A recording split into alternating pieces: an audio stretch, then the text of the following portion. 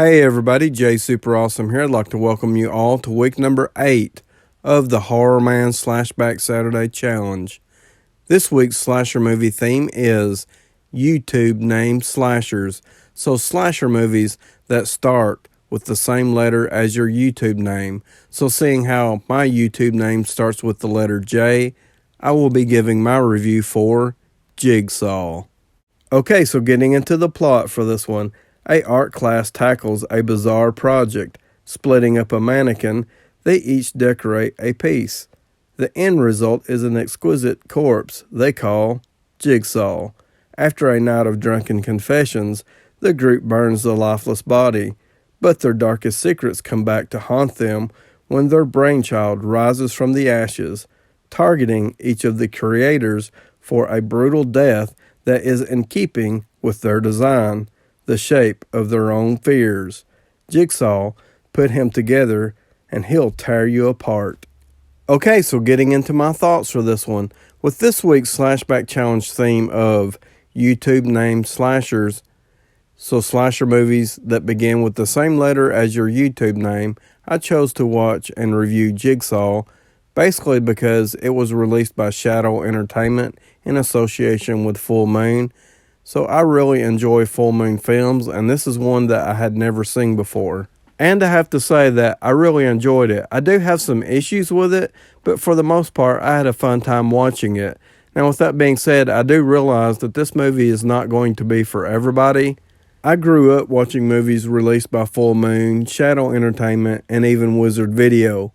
So I already have a built-in comfort level when it comes to these type of movies, and I know what to expect when I start to watch one. The storyline for this one is very simple. We have a group of college art students. As we are seeing them for the first time, they are being assigned a art project.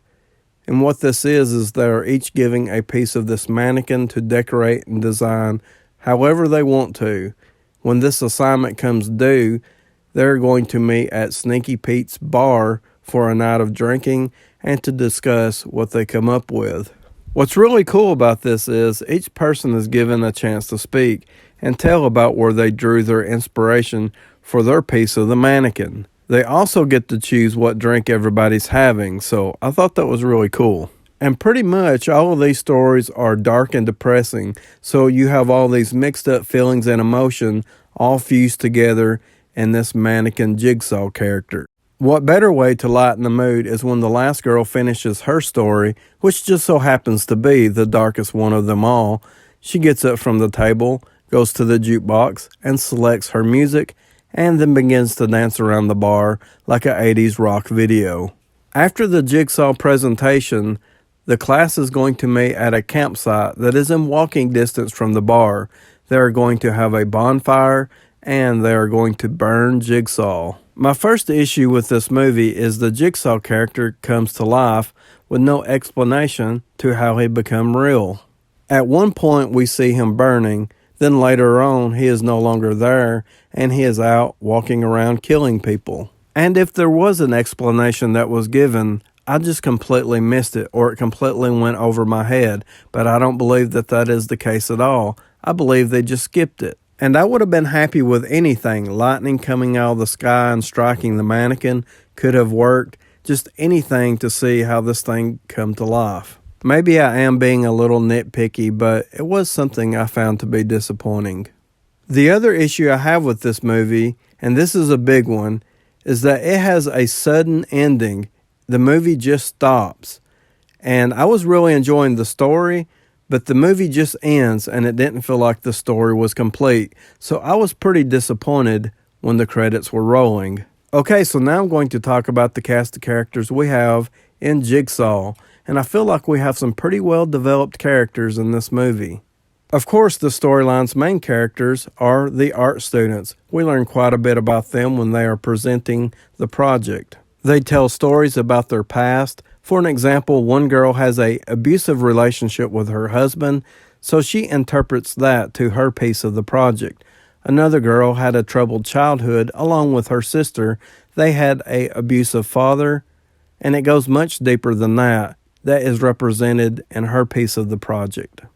We also have the scumbag teacher who is interested in one of his students, and she seems to be set up as the final girl type character. In my opinion, she's not really all that interesting, but later on, when everybody has reached their drunken state, he begins to make his advances towards her, and once she turns him down, he's off to the next girl. We also have a few side characters, and this is pretty much people at the bar. Most notably the bartender. He's also the owner of the bar. He lets them back in after hours for more partying. Overall, I thought these characters were pretty good in this movie. I thought the acting was okay for this kind of movie. Okay, so now I'm going to talk about the most important part of a slasher movie, that is the killer and the kills. So I really like the radical look of the killer in this movie. There's a lot going on here. He has a saw blade on one arm. He has a sawed-off double-barrel shotgun strapped to his arm, and he also has a camera in his eyeball. So there's a lot of mixed-up stuff going on here, but overall, it makes for a really cool look for the killer. And I couldn't help but think of the movie Pen while I was watching this one. It's another horror movie with a creepy mannequin.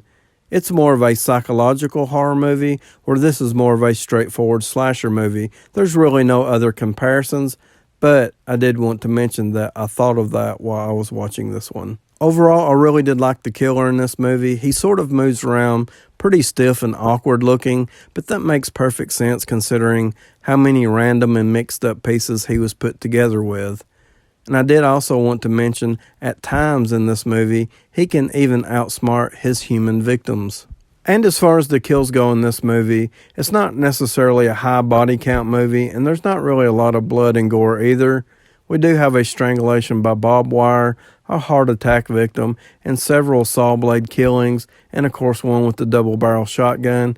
And we have one disappointing kill where the killer swings in motion and then it cuts. So overall, I did have a pretty fun time watching this movie. It's going to be one that's a little hard for me to recommend. I recommend it if you're a fan of Full Moon, Shadow Entertainment, or even Wizard Video. If you're a fan of this company, you might find some enjoyment with this one. But if not, it's kind of hard for me to recommend it. I'm going to give it a 5.5 out of 10. Please like, subscribe, comment below. Let me know if you have seen Jigsaw, or just let me know what you think about my review. And I would like to thank you all for watching.